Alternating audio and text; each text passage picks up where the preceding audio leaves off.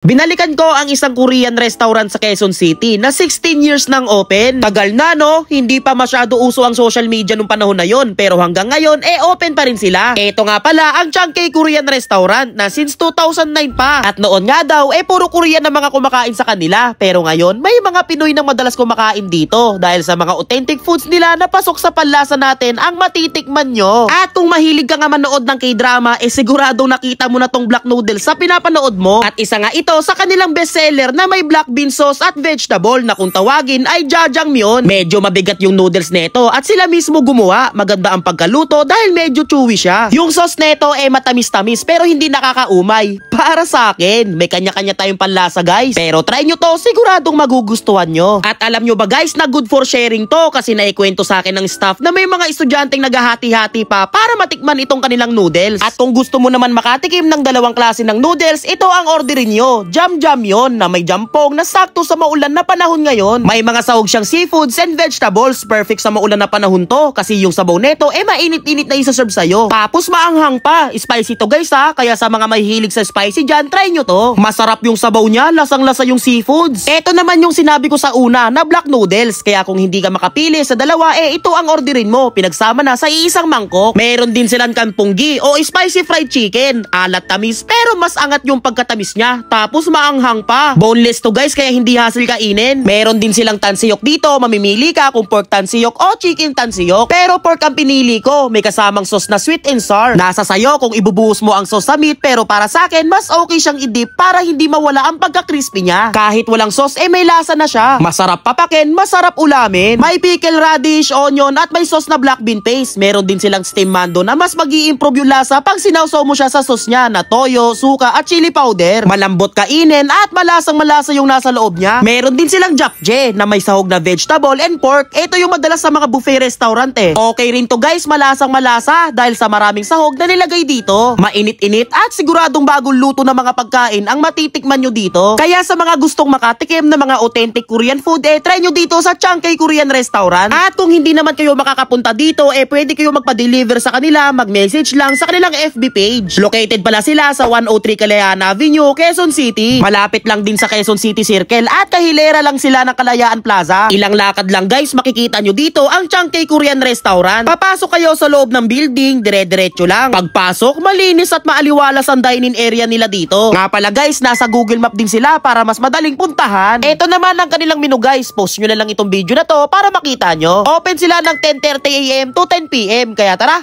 food trip na tayo. Ito yung napapanood natin sa mga Korean drama, mga K-drama, mga black noodles. Diba? May experience ko na ulit. Kasi galing ako dito last time mga matagal-tagal na rin.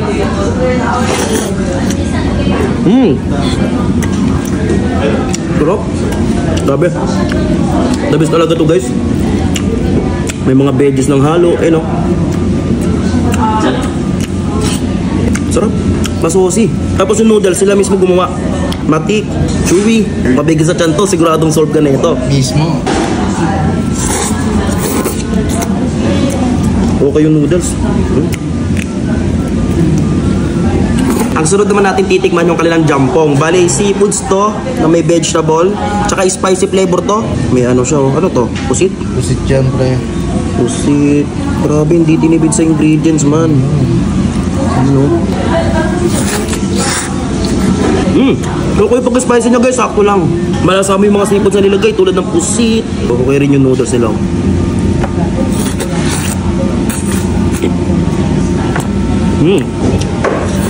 Sabaw.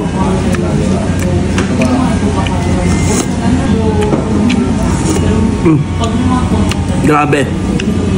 Guys, sakto sa nalalapit na panahon ng tag-ulan. Bagay na bagay ito. Mainit-init tapos medyo maanghang. Maanghang talaga siya pero kayang-kaya ko naman. You know.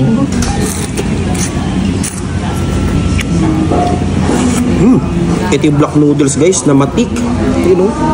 Chewy. Grabe. Mabigat sa tiyan to. Solve ka dito talaga naman.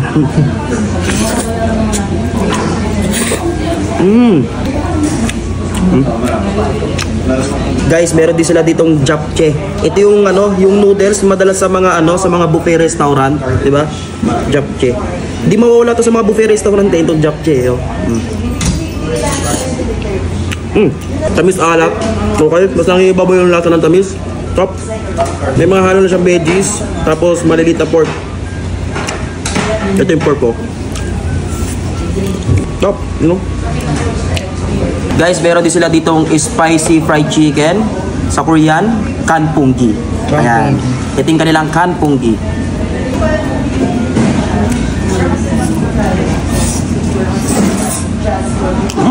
Ang ganda ng pagkaluto. Manamis-namis yung kanilang fried chicken. Basta guys, ang lasa niya para siyang inihaw na manok. Ganon yung lasa, yung manamis-namis. Ito naman yung kanilang pork tansiok guys. Pero kung ayaw nyo ng pork, meron din silang chicken tansiok. Bali pork nga pala yung order namin. Tapos ididip mo yun sa kanyang sauce na sweet and sour, di ba? Yun oh. Yung iba ginagawa nila guys, hinahalo na agad nila tong pork tansiok dito sa may sauce, tapos hinahalo-halo na. Pero mas masarap kasi kung ididip mo lang siya kasi mararamdaman pa rin yung kanyang pagka-crispy. Diba natin? Ngayon, tatry naman natin na walang sauce. Nilasa siya guys, kahit di mo siya ino sa sauce. Pero masasarap siya pag dinip mo siya sa may sweet and sour. Meron din sila ditong steam mando. Ayan. Kasi sasawsaw mo siya sa kanyang sausawan. Para siyang siomay eh, no? Pero ano daw to eh, Korean dim sum. Basta yun yan, basta mando to. Tikman natin.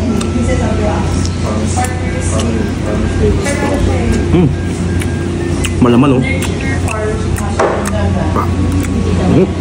Tasikan man. Top.